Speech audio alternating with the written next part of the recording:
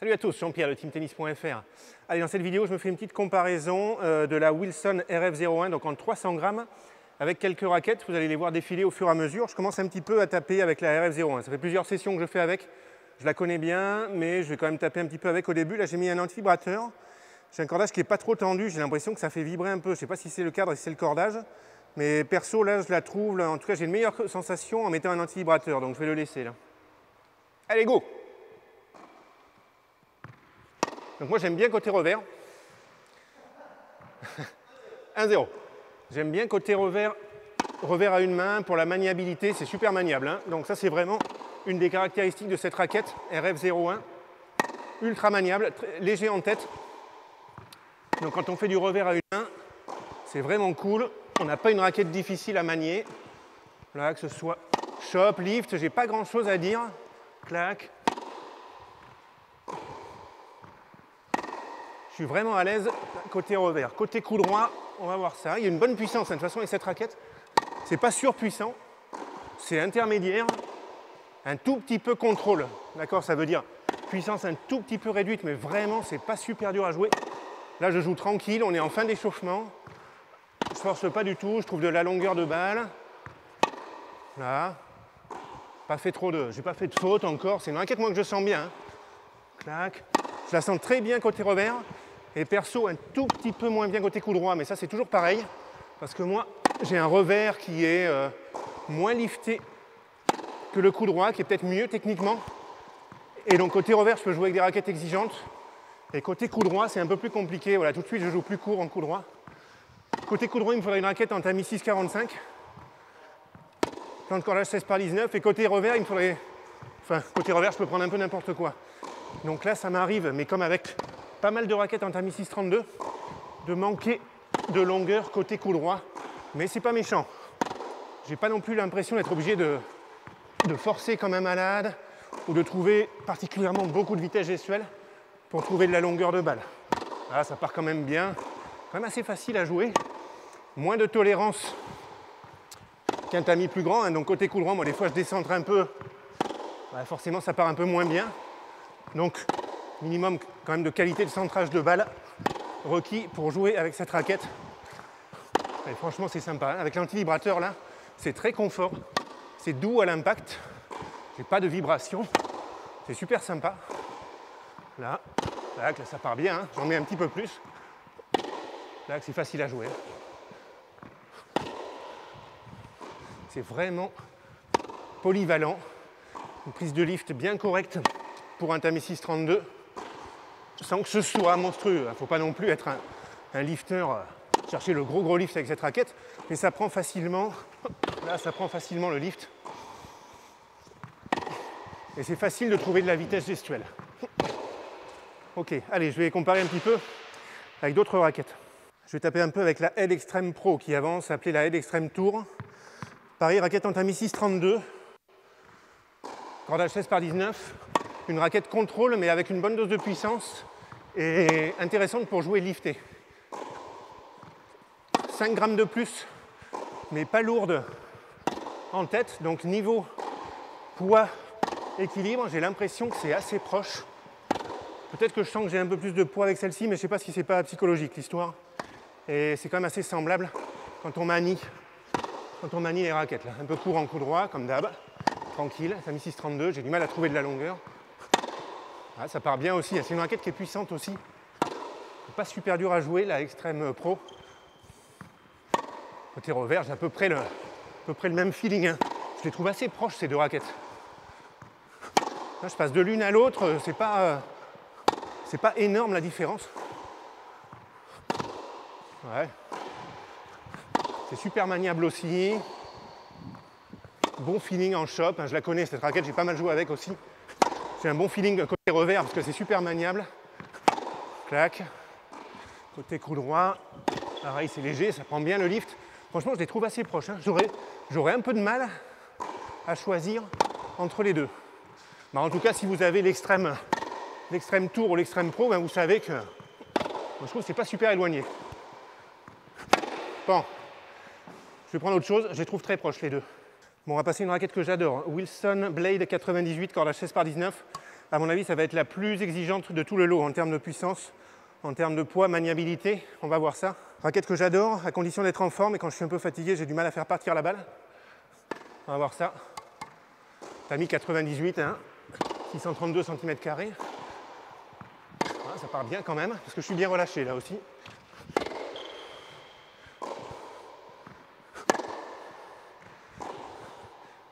J'aime bien à l'impact, c'est propre, ça vibre pas. Pan, il y a une frappe bien nette. J'adore cette raquette. Côté revers, c'est un peu moins puissant. Automatiquement, je me sens plus à l'aise, même si je fais la faute là.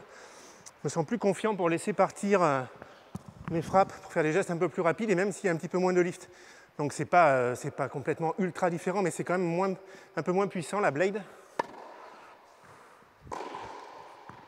En revers, j'adore. J'ai l'impression que je peux faire n'importe quoi en revers. Ça a des chances de rentrer là. Côté coup droit, je sais par expérience que ça peut se compliquer. Ça peut m'arriver de jouer court, de manquer de puissance. J'ai intérêt d'être bien relâché sur mon coup droit, comme c'est le cas maintenant. Et là, ça part bien. Là, c'est bien là. Ouais. Enfin, revers, j'adore. Ah, c'est super. Ah là là, du coup, je veux jouer trop vite et je ne mets pas assez de lift là. Très très sympa, hein. La blade, j'adore cette raquette. Ça faisait un moment que je n'avais pas joué avec. C'est génial. Là, comme ça, après avoir tapé avec ces raquettes, c'est ma préférée. Mais je sais aussi, c'est la plus exigeante. Il faut que je fasse gaffe, il faut être en forme. Super en shop. No problemo. Là, clac. Bon contrôle. Ah là là, pardon. Maniabilité, moi je trouve ça sympa. Elle est un tout petit peu plus. On sent tout petit peu plus le poids par rapport à la Extreme Pro et à la RF01, mais c'est vraiment pas énorme hein, parce que on a un profilé qui est très fin sur cette raquette. Ça aide pour la maniabilité, ça aide pour la vitesse gestuelle. Ça traverse l'air facilement. Ça fait aérodynamique. Hop là, j'arrive même à faire des fautes en longueur. Franchement, c'est pas mal. Hein. Niveau confort, c'est top. Accès au lift un petit peu en dessous de la RF01 et de la Extreme Pro. Mais c'est correct aussi pour une raquette Tami 632. Je fais encore quelques balles avec parce que j'adore. Là, ouais. Là, c'est un peu court, là. Ouais. En fait, avec celle-ci, je me sens capable de frapper plus fort en ayant moins peur que la balle sorte en longueur. Donc plus de contrôle, mais le risque, c'est quand on est fatigué, quand on n'a pas la technique qui est là, de manquer de longueur, de se fatiguer pour faire avancer la balle. C'est super. C'est bien ça. Ah, j'adore. J'adore. Allez, je vais me faire un petit coup de Yonex E-Zone 98. Même taille de Tami, même plan de cordage. Même, 305 grammes. Plus lourd que la RF. Comme la Extreme Pro et la Blade. Une raquette dans la gamme puissance de Yonex E-Zone. Mais avec un Tami 632. Donc c'est moins puissant que la Yonex E-Zone 100. Raquette que j'adore en revers aussi. Voilà. Ça part bien. C'est une raquette qui a une tolérance qui n'est pas mauvaise avec la forme des Tami Yonex pour un Tami 632. On peut décentrer. Je pense que ça va pardonner un peu plus que la Blade et que la Wilson RF. C'est super, on chope, c'est bien. On sent bien la balle. Clac. Bon contrôle. Ça, c'est bien aussi. Hein. Bien, côté revers, c'est pas là où il va y avoir des problèmes. Ah, super. Là, je décentre, mais ça va quand même, je m'en sors.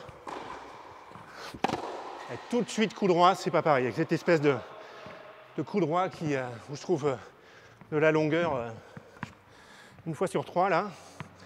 Dès que je décentre la balle, dès que je suis pas très précis sur mon coup droit, je manque de longueur avec ces raquettes. Là, c'est un peu court, là, je le sens. Ouais. L'impression que j'ai... Bref. Pas super éloigné hein, de la Blade et de la RF, ce que je fais côté coup droit. Mais la raquette, elle est un petit peu plus lourde. Ce qui fait que je la manie peut-être un petit peu moins bien côté coup droit. Lift correct. Maniabilité très correcte, mais on sent plus de points en tête que la RF et est plus proche de la blade en termes d'équilibre. C'est bien quand même ça. Pas mal ça, mais j'ai un petit peu de mal en coup droit. J'aurais peur en match en coup droit, si je ne suis pas en forme, si je ne centre pas bien la balle, commencer à décentrer et puis à jouer court, à manquer de puissance. Un peu comme la blade. C'est censé être plus facile à jouer que la blade quand même. Moi, quand je tape avec comme ça, je les sens proches. Pas forcément beaucoup plus de puissance avec celle-ci qu'avec la blade. Ça m'étonne comme ça, mais sur les balles que j'ai tapées, c'est ce que ça donne. Je vais me faire un petit coup de clash. Wilson Clash 100, raquette que j'aime bien aussi, Tamiya 645. 295 grammes, la plus légère, très légère en tête, normalement. Ça devrait être la plus maniable. En Wilson Clash, raquette super confortable. Méga amorti des vibrations, raquette souple avec une puissance qui est correcte. Puissance intermédiaire, mais puissance assez facile quand même. Raquette intéressante pour les joueurs qui veulent beaucoup de maniabilité, beaucoup de confort et une puissance intermédiaire, un lift correct. Hein. Tamiya 645, waouh, ça part bien. Ça part beaucoup mieux que les autres. Ah oui, c'est plus vif que tout ce que j'ai testé jusque-là. Oh, ça part tout seul, j'adore. Allez, voilà, automatiquement, Tamiya 645. Bam, moi, ça me donne tout de suite plus de vivacité en coup droit. Ça n'a rien à voir. Bien, en chope. En plus, la raquette est très maniable. Donc, même si je fais un geste qui n'a pas beaucoup d'amplitude en coup droit, je réussis quand même bam, à accélérer. Là. Waouh! Ah oui, ça part bien. Là. Rien à voir. Raquette beaucoup plus puissante que les autres, là. Bon, super confort. Toujours pareil. Bonne tolérance. Parce que là, je décentre et j'en prends pas trop dans le bras. Oh, j'aime bien en coup droit. En coup droit, je préfère largement cette raquette aux autres. Là, ah, ça part là.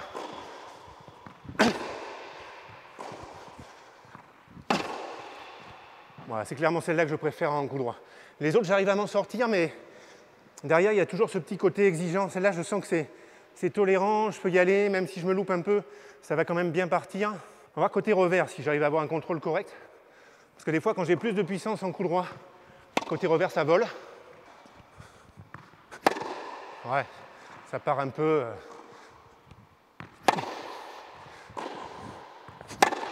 Ok, voilà, c'est le problème.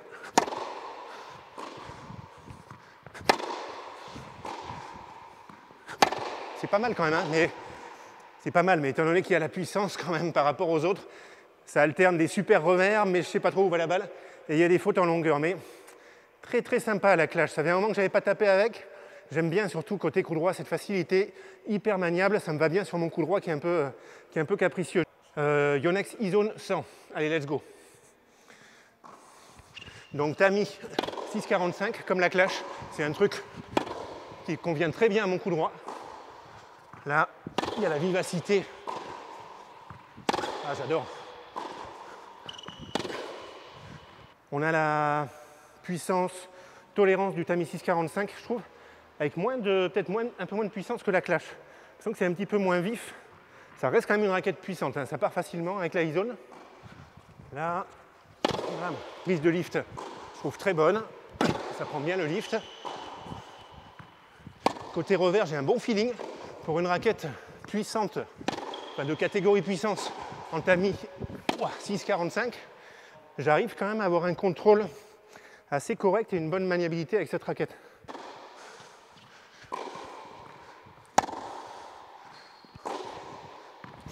Waouh!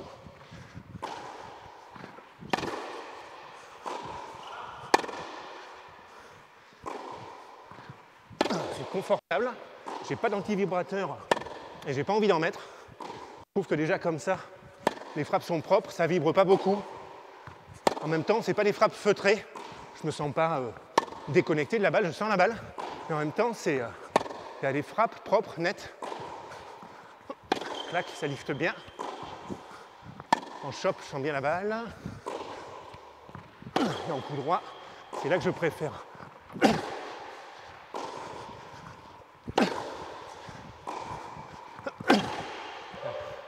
J'adore en coup droit. Alors des fois, je fais des fautes en coup droit parce que je sens tellement bien la raquette que ça mène à prendre plus de risques, à faire un peu n'importe quoi. Mais si je suis un minimum exigeant, il y a une bonne vivacité, vraiment c'est cool.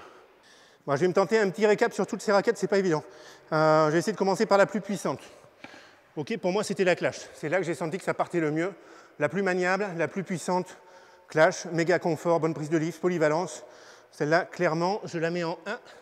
Après, en termes de puissance, je mets ma petite Yonex Zone 100, que j'aime bien. C'est une raquette orientée puissance, mais je pensais que ça allait plus partir dans tous les sens quand j'ai joué avec cette raquette. Finalement, pour moi, c'est bien, parce qu'il y a la vivacité en coup droit, en revers, c'est vif, mais j'ai réussi à contrôler. Donc, j'adore la E-Zone, ça fait un bon compromis pour mon jeu. Donc, celle-là, je la mettrai en 2. Après, ça se complique. J'aurais tendance à dire ces deux-là. Je les ai trouvés assez semblables, la Extreme Pro et donc la Wilson RF01.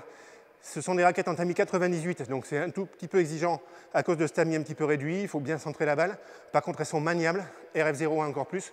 Super maniable, léger en tête, top en revers à une main.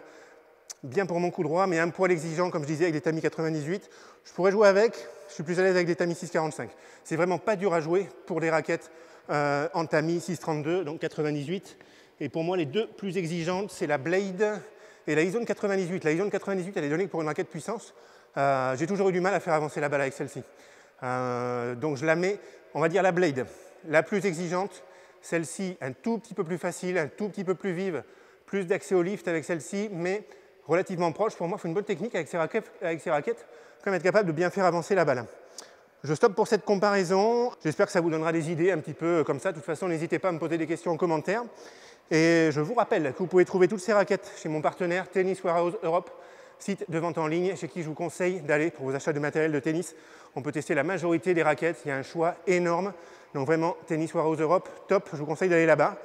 Merci d'avoir regardé la vidéo et puis à bientôt pour d'autres conseils en vidéo. Salut les amis, ciao.